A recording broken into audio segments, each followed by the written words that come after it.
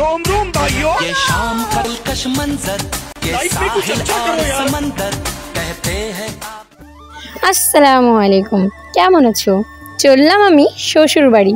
আজকের ভিডিওটা যতটা সুন্দর ঠিক ততটা স্পেশাল, কারণ আজকে ভয়েস ওভার করছে আমার সঙ্গে আয়ান। আমরা আজকে বেড়াতে গেছি, আমরা দীঘা যেতে দীঘা। আর আজকে আমরা কে কে যাচ্ছি সেটা আয়ান বাবুর মুখেই শুনে নাও।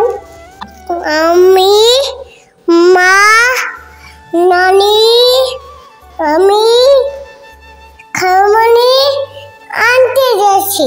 আমি সামনে বসবো, সামনে। আম্মা, আমি কোথায় যেতে বলতো? আমরা বেরু করতে যাচ্ছি। এই কি মজা, কি মজা! তাই দেখো আমার লিপস্টিক কই? এই লিপস্টিক দিতেই হয় ছেলেদেরকে? না, তাহলে লিপস্টিক খাতে হয়। কালকে জন্য তাস একটা বিস্কিট দিয়ে না, হ্যাঁ ওটা খাই আমরা। আচ্ছা, ওই আচ্ছা। লিপস্টিক আমি খাই। হ্যাঁ, ওটা খাবার লিপস্টিক। তোমরা কিন্তু মোটেও হাসবে না, ওটা কিন্তু সত্যিই খাবার লিপস্টিক ছিল। মা, মা দেখো কি সুন্দর রাস্তা। কি সুন্দর রাস্তা, মাশাআল্লাহ বলো। মাশাআল্লাহ। এটা হচ্ছে আমাদের ডোমকল বাবলা বোনার পরের রাস্তা।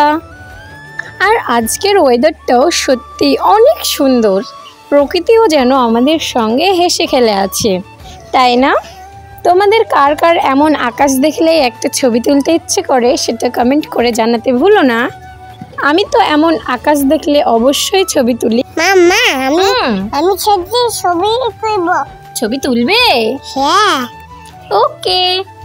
এর আগেও আয়ান আমার ভিডিওতে ভয়েস ওভার করেছে। আজকে যদি তোমার ভয়েসটা বুঝতে কোনো অসুবিধা হয় কমেন্ট করো, তাহলে নেক্সট টাইম লিখে দেব। আর কত দূর! কি গো আয়ান, আবার কত দূর দেখো। তাই? হ্যাঁ। আচ্ছা, তোমরা কি এই রাস্তাটা চিনতে পারছো? যারা চিনতে পারোনি তাদের জন্য আমি বলে দিচ্ছি, এটা ভাদুরিয়াপাড়ার মেন রোড এবং এটা হচ্ছে ভাদুরিয়াপাড়ার হাই স্কুল। মা, কি দেখো চলে। হ্যাঁ মা, চলে এসেছি। তুমি একটু ঘুমানোর চেষ্টা করো। ঠিক আছে মা, আমি খালামণিকে কাছে যাব। আচ্ছা যাও। যেমন কথা তেমন কাজ। চলে গেল আয়ান খালামণির কাছে। খালামণির কাছে একটু আদর খেতে খেতেই ছেলে আমার ঘুমিয়ে পড়েছে, কারণ আমরা বেরিয়েছিলাম দুপুরের দিকে। আর এই মুহূর্তে আমরা দেবীপুরে আছি, আর এই জায়গাটা আমার খুবই ভালো লাগে। আর এখন আমি তোমাদেরকে বলেই দিই যে আমরা অ্যাকচুয়ালি কোথায় গিয়েছিলাম। আমরা গিয়েছি নরসিংহপুর, আমার ভাইয়ের শ্বশুর বাড়ি, কেননা ভাবি আর আজিজ বাবু ওখানেই ছিল। আচ্ছা, আমার জানতে ভীষণ ইচ্ছে করে আমার ভিডিওটা তুমি কোথা থেকে দেখছো, তো তুমি প্লিজ তোমার গ্রামের নামটা আমাকে কমেন্ট করে যেও। আর ভিডিওটা কেমন লাগছে সেটাও বলতে ভুলো না। এটা হচ্ছে আমাদের খয়রামারির বিরু। এখন দেখে কিছু বোঝা না গেলেও এখানে কিন্তু অনেক লোক আসে ঘুরতে, আর আমি নিজেও গিয়েছি এখানটায় ঘুরতে। এখানে পদ্ম পাওয়া যায়, আর এটা দেখতে সত্যি ভীষণ সুন্দর। তোমাদের সঙ্গে গল্প করতে করতে পৌঁছে গিয়েছি বাড়ি। আর এখানে নাস্তা খাওয়ার পরে ভাবিরা বলল এখানে একটা খুব সুন্দর ঘোরার জায়গা আছে। ঘোরার যেহেতু জায়গা আছে, আমরা যেহেতু ঘুরতে এসেছি, তাই বসে থেকে লাভ কি, বেরিয়ে পড়লাম সকলেই। তো এখানে আমি, আমার বোন, ভাবির বোন সকলেই চলে এসেছি। আর তোমরা দেখো, এখানে ভালোভাবে দেখলে বুঝতে পারবে যে এখানে ব্যারিকেডের কাজ চলছে। এই ব্যারিকেডের কাজটা সম্পূর্ণ হলে আর কাউকে এদিকে আসতে দিবে না। এখনও এখানে মিলিটারিরা আছে, এখনও কিন্তু এখানে মিলিটারি অফিসারগুলো আছে। তো আমরা সোজা গুটি গুটি পায়ে চলে যাচ্ছিলাম, আর তখনই দেখি সাপ। ভাবলাম এটা তোমাদের সঙ্গে শেয়ার করি। সাপটা তো আমাদের সঙ্গে লুকোচুরি খেললো।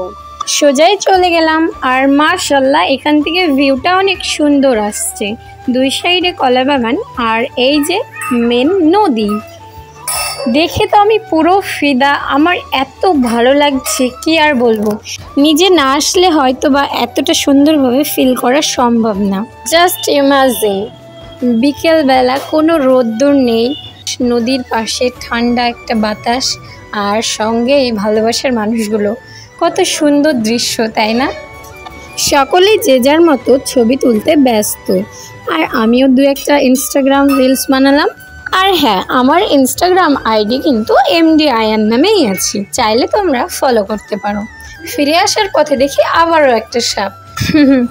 তো চলে গেলাম আমরা আরও একটা লোকেশানে। ওইখান থেকে শুনলাম সামনে একটু গিয়ে নাকি আরও সুন্দর ভিউ পাওয়া যাবে। সত্যি আজকে এই দিকটা এসে মনটা অনেক খুশি হয়ে গেল। না তো, তুমি কি যেতে চাও? ঠিক আছে, এবার নিয়ে যাব। ওকে। আসলে আয়ান বাবু ঘুমোচ্ছিল, তাই আর ওকে নিয়ে যাওয়া হয়নি। এখানে ভাই আমাদেরকে লোকেশনটা দেখিয়ে বুঝিয়ে ডিটেলস বলছিল। আমি আর ঘুমাইবই না। তাই? কেন গো? তুই পালিয়ে গেছ? হ্যাঁ তো, তুমি ঘুমাচ্ছিল তাই পালিয়ে গেছি। কেন?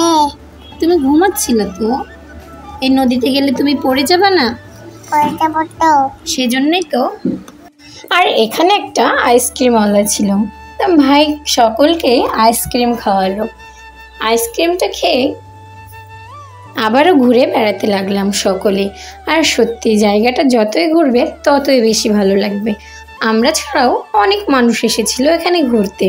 সত্যি বলতে এটা পুরো দীঘার মতো মনে হচ্ছিল, যেহেতু আমরা একবার দীঘা গিয়েছি আর দীঘাটা আমার মোটামুটি দেখা আছে, সেই অভিজ্ঞতা থেকেই বলছি যে এই জায়গাটা পুরো দীঘার মতো।